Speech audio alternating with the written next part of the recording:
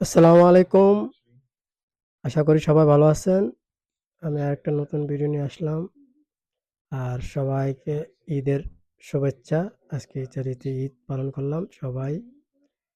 আর এখন আমি এই যে বিকালবেলা আমার বাড়ির ধারেরই একটা খালের মতন খুব সুন্দর একটা পরিবেশ। আপনারা তো দেখতেই পারতেছেন। আসলাম রাজারে নিয়ে বাইরে আসলাম কারণ সকালে একটু ব্যস্ত ছিলাম।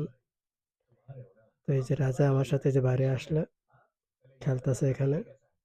আর বিকালকার পরিবেশটা খুবই সুন্দর কিন্তু আবহাওয়াটা একটু ঠান্ডা এখনো আছে। ইতালিতে এখনো এই সিলেটি শহরে এখনো আবহাওয়া ঠান্ডা কারণ বরফে এখনো পাহাড়ে ঢাকা। তাই একটু আবহাওয়াটা খুবই ঠান্ডা। কিন্তু সূর্য আছে, রৌদ্রও আছে।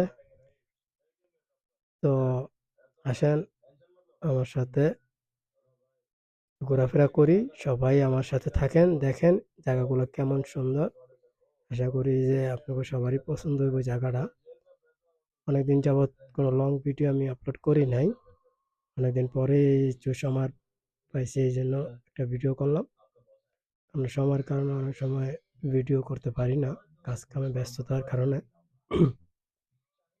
তো এই হবে বাইরে আসলাম বিকালবেলা, দুপুরের শুক্রবারের নামাজ পড়া বাসা আসা খাওয়া দাওয়া করলাম করে এই যে কিছুক্ষণ আগে ঘর থেকে বাইরলাম। এই জায়গাটা আপনারা প্রথমবারই দেখতেছেন আমার এই ভিডিওতে। আগে আমি কোনো সময় এই সাইডে আসি নাই ভিডিওর মধ্যে।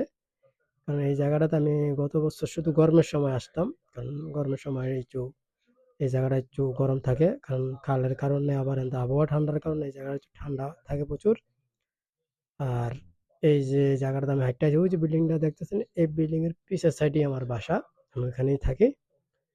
তো এই যে খালটা দেখেন, খালটা কিন্তু অনেক দূর পর্যন্ত কোথায় গিয়ে ঠেকছে এটা আমি নিজেও জানি না।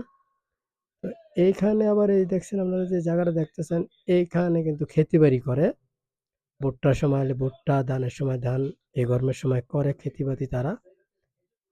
তো আপনারা আমার সাথে থাকেন আর এই যে দেশ গ্রামের মতন একটা পরিবেশ এটা বুক করেন, উপভোগ করেন। আশা করি আপনাকে সবাই ভালো লাগবো। আসেন। ওকে, আল্লাহ হাফেজ।